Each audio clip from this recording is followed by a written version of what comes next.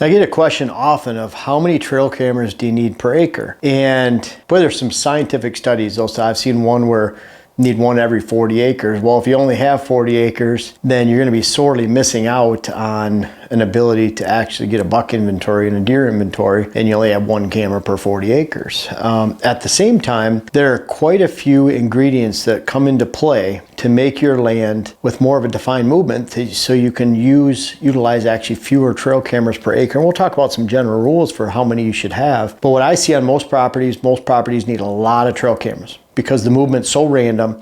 It's so influenced by hunters, by lack of food, by lack of cover at different times of the year, that you need a lot of cameras on the land to actually get a snapshot of how many deer are moving throughout the land. It's interesting, I've heard some of the scientific types, they'll say that they'll throw out a percentage, that 50% of the bucks you see on your land should be known bucks, or 60% or 30%, whatever. That there's a high percentage of bucks that come through your property that are from somewhere else, you don't recognize them. That means that things are going wrong on your land. I'm here to say that you should be getting a snapshot of 85 to 90% to 95% of all bucks within the area within a mile of your land, so that you rarely see a buck that you don't recognize. When you see bucks you don't recognize, half of those bucks you don't recognize, a large percentage, that means there's some problems taking place on your land.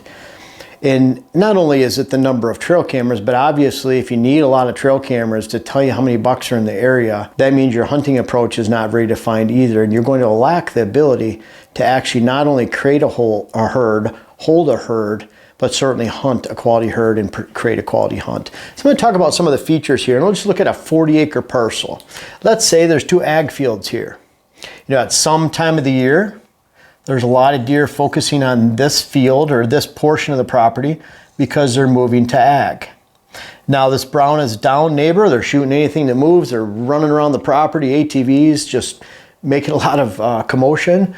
Well, that's going to maybe X out this portion of the property for deer going back and forth because they don't feel safe along that border. This ag field right here might produce some bucks that move into this area, but with ag creates a situation where there's a lack of movement at different times of the year, whether the ag fields are just picked, if they're mature, if they're plowed under, if they're planted in corn one year, then beans the next, then hay for a few years. You're allowing outside forces to dictate what goes on in your land with your hunt and your herd building ability. And for that, the movement's always random. Open hardwoods down here. Might even be a great, beautiful stand of oaks. It's been manicured, but those oaks are only dropping acorns a few weeks out of the year at best. And guess what? A lot of times there's no cover. The deer are only there at night feeding on acorns. So even open hardwoods that are of oak and oak varieties can't hold and attract and build a deer herd. And for that, even if you had oaks, deer are moving in and out this way to the oaks. They're sometimes here, sometimes over here. I'm going to go through some areas or ingredients that add up to make it so you don't have an ability to use a small number of trail cameras. And we'll look at the opposite at the end. But if you have no food plots on your land in a private land setting like this, or you're not hunting good food sources on public land, clear cuts, change in habitat and diversity, change in elevation, change in timber age, swamp versus upland versus hardwoods, you're not hunting all those movements, then you're going to lack the ability to actually hold and attract a deer herd and define the movement, and therefore reducing the number of trail cameras you need. So if you don't have food on your land and it's private land, then everything's random. You could have the best cover in the world. You could have practice. I've heard people say, well, I practice TSI, so I don't need a food plot. TSI stands for Timber Stand Improvement. Well, folks, you could have the best cover in the world, but if you don't have the best food in the world, and that might work if all your neighbors aren't practicing TSI, no one's planting food plots, and your property has the best cover and you have good browse on it. And it's kind of like that clear cut in a remote location on public land. You're going to attract a lot of deer to it, especially if you manage the hunting pressure. I'll tell you what, someone 2 miles away puts a food plot in and puts a quality food plot program like myself or Dylan would recommend if we came out to your land and looked at your land, and you're going to find that you don't have any deer. Because even quality cover without quality food is dead. And if your neighbor has it a couple miles away, rest assured, if I'm that neighbor, if I'm working with clients, we're going to take those deer that are on your habitat, and your TSI is going to be all for naught, because you're not going to have that ability to hold the deer herd. Those mature bucks will travel to find quality food. It doesn't matter if it's spring, summer, fall, or winter. They'll go look for it. And they're willing to travel a mile and a half or two to find it. Doe family groups stay home. So you might be able to stick a few does and fawns on your land, and just because you have does and fawns does not mean the bucks will be there during the rut. If they already have does where they're at, and they have that balance of quality habitat, quality cover, quality food, why are they going to go a mile and a half over just for some does and travel and put themselves at risk? The answer is they're not. They're going to stay closer to home. There's really not much of a reason to be there and travel all that distance and that great distance. So no food creates very random movements on your property, and there's nothing you can do about it when you lack food. There's no defined movements then. You don't have deer using certain bedding areas every day and going to this food source every afternoon, coming from different angles, different bedding areas. You don't have that. So then, with no defined movement, you need a lot of cameras. Poor hunting practices. A lot of times I see no food, no defined movement, and poor hunting practices. You have a trail, an access trail, that goes up to a stand location like this because you're waiting for deer to come back off your neighbors when they push them. Well, you just blew out an area on your property like that, depending on your winds. You might get there and say, well, the wind's blowing back this way. Well, what about this movement through here that you just took out? What if you're going in this trail and going to a stand location over here to the back of the property? It takes one weekend using 5 or 6 stands with a couple guys on 40 acres, and your property's ruined for a couple weeks. And when it comes to mature bucks and you kick that buck out, if he goes and finds quality food and quality habitat somewhere else, why does he come back? So yeah, they might move away for 2 or 3 weeks, but if you don't even have food and defined movements on your land, then why are they going to come back? Corn piles. The scientific method of taking a deer census. Throw out a corn pile in August, September, look at the number of bucks. Very, very poor practice, because where bucks are at during the summer is not where they're at in fall. September, October represents the whitetail shift that I recognized and coined that phrase a long time ago, and that takes place every single year, where mature bucks are going from their summer habitat and they're traveling to their fall habitat. So when you're putting a camera out over a corn pile, for one, a high percentage of those mature bucks are not going to go to that corn pile. So you're lacking a number of bucks in the first place that'll come there. Now, if you're in an area like Iowa, Kansas, and there's a lack of hunting pressure, you might find that those corn piles can attract high quality bucks right out in the open, but it's because of the lack of hunting pressure. When you get up to Minnesota, Wisconsin, Indiana, even portions of Illinois, over into Ohio, Michigan, Pennsylvania, New York, and you can go over in the east, like New Hampshire, Vermont, Maryland, Delaware. When you get into areas where there's high hunting numbers and corn piles, you're going to get a very low percentage of the mature bucks. At the same time, again, like I talk about, when you're taking a camera census at that time in August, September, it represents a pivot point. Your property is either going to get better at that point or worse. That pivot point number in August, September means nothing. You need to really take a census in October, November, not on a corn pile. Wasted space. When you have oak savannas that take up large amounts of acreage with poor cover underneath, it doesn't matter what your level of mass crop is. You're never going to build a herd, hold a herd, attract a herd, define the movement of a herd with just acorns alone. So that's a wasted space area.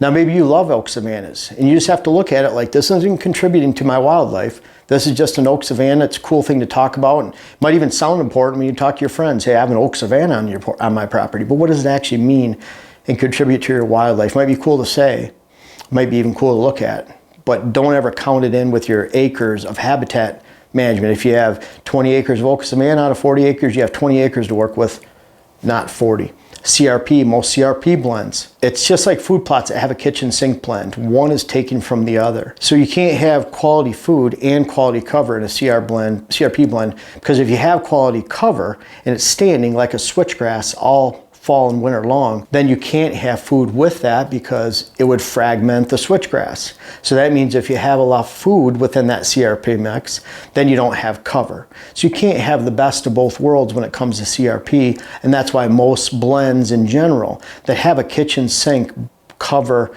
and food variety It's just creating wasted space as it relates to your fall. And again, if you have wasted space, if you don't have defined movement, if you don't have food, if you have poor hunting practices, you're not going to be able to find a movement. It's very random. You're gonna need a lot of cameras. Down here, high percentage of summer food. If you have great summer food at the expense of your fall food, you need a lot of cameras. The case in this property, for 7 years, they had 5-6 acres of beans. The beans were down in early October. The bucks would randomly come through during November, and that's why we had a lot of pictures from the real estate office. 20 out of 25 were in velvet, a few hardhorn, but most of the good pictures were deer in velvet, because although the deer were here on the beans at that time, you can get some good pictures, that didn't translate into the actual October, November, December deer numbers. It was just more random for bucks coming through from a distance. Maybe they get pushed. Maybe a mature buck takes a wander to look for some does during a good weather day in mid-November. But bottom line is random movements, and you're going to need a lot of cameras in that case. Look at it this way. With random movements, you're going to need a camera here. You're going to need a camera here because you can have movement this way. You start looking at all these locations you could have cameras, because the movements are going in and out. That movement's there today, gone tomorrow. On 40 acres with random movements, to actually draw a percentage and really look at a percentage of the mature bucks that you would have on your parcel and in the area within a mile, if you lack those quality defined movements, then I would estimate you'd probably need 15 to 20 cameras well spaced on your land to get a good accurate snapshot of what the bucks are in the area. And 15 to 20, and that could be on the low side. On the other hand, you obviously know we use mock scrapes, water holes a lot to define movement, and certainly food plots. If you have a big food plot in this location, if you have another one along this border, if you have good bedding area in this location, you have movement to those food sources, between those food sources, you might need to have some core little knobs or knolls in here, breaks in habitat where you can define that deer are moving and coming onto the property. Now you hold those deer on your property. You attract the daylight focus of the mature bucks in the entire area. That means if you have a camera right here at the entrance and exit of a food plot, camera over here, maybe one back in the bedding area, you start to look, there's 3 right there. So you have 3 cameras on the property. And I would say with those 3 cameras, a bedding area camera, mock scrape right here, mock scrape, because the deer that move through that area, the bucks that move through that area, they could be 30, 40 yards away. But if they establish a condition of going to that mock scrape and leaving their scent on that mock scrape every single day, which is completely different than a rub, any kind of rub, fake rub, anything. If they're moving through there in that area, they'll narrow down their movements to that mock scrape. Again, we use no scent at all. We're just using a hanging vine or a hanging branch. We're letting the deer scent accumulate on that, but bottom line, it defines movement even further within a movement you're trying to create. So you're trying to create a movement between food and food. Well, you have a stand with a mock scrape right there. Every buck that goes through that area is going to hit it, and what you're going to find is every buck on the outside of that 40 acres within a mile is going to hit it. So 3 cameras you could probably do well on 40 acres. I usually recommend about 4 or 5 on 40 acres. That's not only going to tell you this defined movement, and every deer that comes through this way is going to be go by that camera. Every movement that goes through here, because you're using movements that go from food to bedding with mock scrapes. And I look at a 40 acre parcel, 3 to 5 cameras will give you a snapshot of every buck within a mile of the area, probably at a rate of 90 to 95% of all bucks. If you translate this to 160 acres, you could probably use 8 to 10 cameras. And obviously, if you can afford 160 acres versus 40, you probably can afford 8 to 10 cameras. You know, with 160 acres over 40, you need more food plot space. You need more bedding area work. You need more tree stands. You need more mock scrapes and water holes and trail cameras. Same with 500 acres. But even on 500 acres, you could probably have 12 to 15 cameras on 500 acres, and you're going to get a snapshot of 90 to 95% of all the bucks in the entire area if you have defined movements, if you don't have poor hunting practices, if you have food plots on your land, if you have no wasted space, and if you maintain a low percentage or no percentage of summer food on your land, then you're going to reach a point where you can have the least amount of trail cameras per acre, per the size of your land, and capture as many bucks as having 5 times, 10 times more cameras on your land with the conditions that aren't appropriate to actually shrink and define the movement so you can get away with fewer cameras. So think about that. But that doesn't only apply to trail cameras.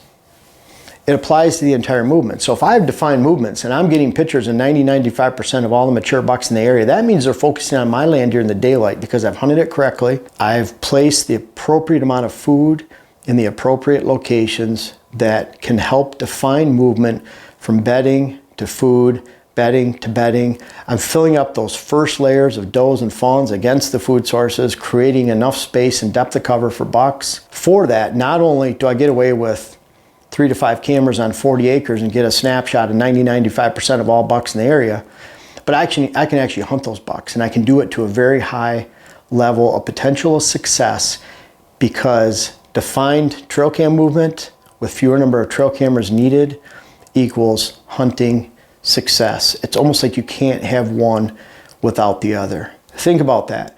If you're getting pictures of only half the bucks in the area on a regular basis, and then you see these random ones coming through towards the end, then what's happening is you're finding a lot of poor movement, which translates into the need for a lot greater number of trail cameras, which limits your ability to not only experience and buy fewer cameras for a trail camera for your property, but to actually create and experience a great hunt.